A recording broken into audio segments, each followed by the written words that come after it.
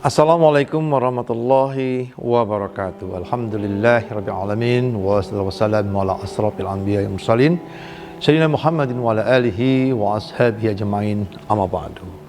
Masyarakat Belitung Timur yang dirahmati Allah Subhanahu wa taala. Bismillahirrahmanirrahim. Syahrul Ramadan allazi unzila fihil Qur'an. Bulan Ramadan merupakan bulan diturunkannya Al-Qur'an. Ibadah di bulan Ramadan ibaratnya ketika seorang pandai besi menemukan sebuah baja yang berkarat dalam tanah berlumpur. Kemudian dibersihkan dengan air. Lalu baja tersebut dimasukkan ke dalam api yang panas dan ditempa dengan pukulan yang kuat. Akhirnya baja yang kotor dan berkarat tersebut berubah menjadi barang berharga berupa sebilah parang. Masyarakat Belitung Timur, artinya bahwa selama 11 bulan jiwa kita, pikiran kita, mata, telinga, dan mulut kita penuh dengan karat karena kita berbuat dosa. Maka ketika datang bulan Ramadan, kesalahan dan dosa kita Allah lebur dengan ampunan yang begitu besar. Masya Allah. Masyarakat Belitung Timur rahimakumullah. Alhamdulillah, patut kita bersyukur kepada Allah Subhanahu wa taala. Kita masih dipertemukan di puasa Ramadan tahun 1444 Hijriah. Kita dapat kembali memakmurkan masjid dengan tarawih berjamaah, tadarus Al-Quran, dan itikaf bersama-sama.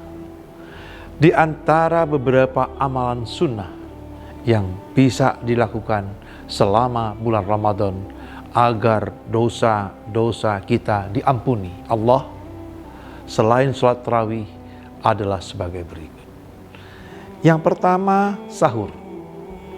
Dalam hadis riwayat Bukhari, Rasulullah SAW bersabda, yang artinya bersantap sahurlah kalian, karena dalam sahur itu ada keberkahan. Maka dalam mengawali puasa itu sebaiknya didahului dengan makan sahur pada malam hari. Bahkan pembeda puasa umat Islam dengan umat sebelumnya, yakni sahur. Sebab mereka tidak mengenal yang namanya sahur. Yang kedua, menyegerakan berbuka. Berbeda dengan sahur yang paling baik dilakukan di akhir waktu. Untuk buka sebaiknya kita segerakan. Hal ini sesuai dengan salah satu hadis riwayat Ahmad yang menyatakan bahwa umatku senantiasa berada dalam kebaikan selama mereka mengakhirkan sahur dan menyegerakan berbuka. Terdapat kisah masyhur para sahabat di masa awal puasa Ramadan diperintahkan. Seorang sahabat Nabi bernama Qais bin Sirmah radhiyallahu anhu di hari pertama puasa Ramadan, seperti sedia kala Qais tetap mencangkul di kebunnya. Ketika sore hari Qais pulang ke rumah dan bertanya pada istrinya, "Apakah ada makanan untuk kita berbuka?" Istrinya menjawab, "Belum ada. Sebentar, saya carikan makanan terlebih dahulu." Ketika istrinya pulang ke rumah membawa makanan, setelah membuka pintu, sang istri melihat Qais sedang tertidur dan sungkan untuk membangunkannya. Tanpa diduga, keduanya akhirnya sama-sama tertidur dan terbangun di esok hari ketika matahari telah terbit. Artinya, Qais dan istrinya tertidur tanpa berbuka dan tanpa sahur. Qais tetap dengan ketaatannya berpuasa walaupun tanpa berbuka dan bersahur di hari sebelumnya. Dan tetap melaksanakan aktivitas di kebunnya ketika sedang mencangkul di bawah terik matahari. Qais yang sedang berpuasa tadi akhirnya jatuh pingsan Dan peristiwa tersebut kemudian diadukan oleh para sahabat lainnya kepada Rasulullah Sallallahu Alaihi Wasallam. Akhirnya turunlah ayat Al-Quran dalam Quran Surah Al-Baqarah ayat 187 yang artinya dihalalkan bagi kamu pada malam hari bulan puasa bercampur dengan istri-istri kamu. Mereka adalah pakaian-pakaian bagimu dan kamu pun adalah pakaian bagi mereka. Allah mengetahui bahwasannya kamu tidak dapat menahan nafsumu. Karena itu Allah mengampuni kamu dan memberi maaf kepadamu. Maka sekarang campurilah mereka dan ikutilah apa yang telah ditetapkan Allah untukmu. Orang-orang Islam pun pada saat itu bergembira ria. Mereka berkeyakinan jika berhubungan suami istri saja diperbolehkan, maka tentu saja makan dan minum pun juga pasti diperbolehkan pada malam hari bulan Ramadan. Kemudian turunlah lanjutan ayat tersebut yang menegaskan diperbolehkannya makan dan minum sampai terbitnya fajar.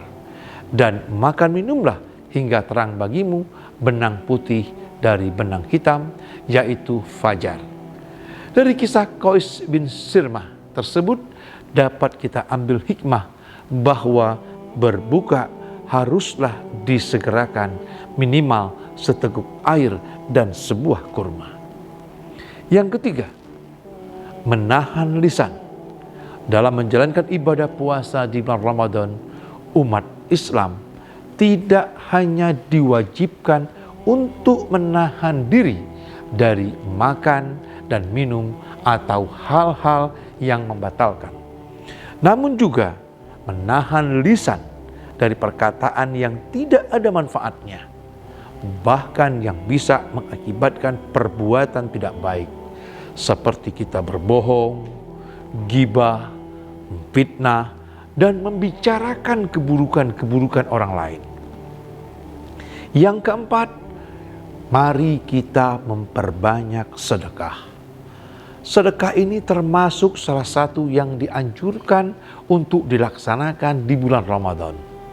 Memanfaatkan bulan yang penuh barokah dengan sedekah, dan sedekah bisa diperuntukkan kepada keluarga sendiri, kepada sahabat atau tetangga. Bahkan salah satu yang terbaik ialah dengan cara memberi makan bagi orang yang akan berbuka.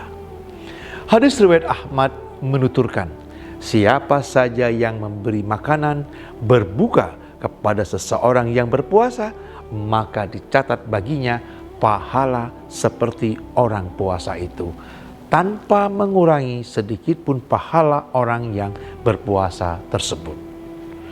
Masyarakat Belitung Timur yang dicintai Allah, maka dari itu dengan menjalankan kewajiban puasa Ramadan dan ibadah-ibadah sunnah lainnya seperti 4 ibadah tersebut, yaitu sahur, menyegerakan berbuka, menahan lisan, dan terakhir memperbanyak sedekah, insya Allah menjadi wasilah jembatan kita mendapatkan ampunan dari Allah Subhanahu wa Ta'ala. Dan akhirnya beribadah dengan berjamaah di dunia, maka bersama pula dibangkitkan di surganya Allah Subhanahu wa Ta'ala. Amin ya rabbal alamin. Semoga Ramadan ini menjadikan kita hamba-hamba Allah Subhanahu wa Ta'ala yang selalu senantiasa mensyukuri nikmatnya, dan semoga kita bertambah iman dan ketakwaan kita kepada Allah Subhanahu wa Ta'ala. Selamat menunaikan ibadah puasa Ramadan 1444 Hijriah, dan semoga kita semua senantiasa selalu sehat dan dalam lindungan Allah Subhanahu wa Ta'ala. Terima kasih atas segala perhatian dan mohon maaf atas semua kesalahan. Marhaban ya Ramadan. Wabillahi taufiq wal hidayah. Wassalamualaikum warahmatullahi wabarakatuh.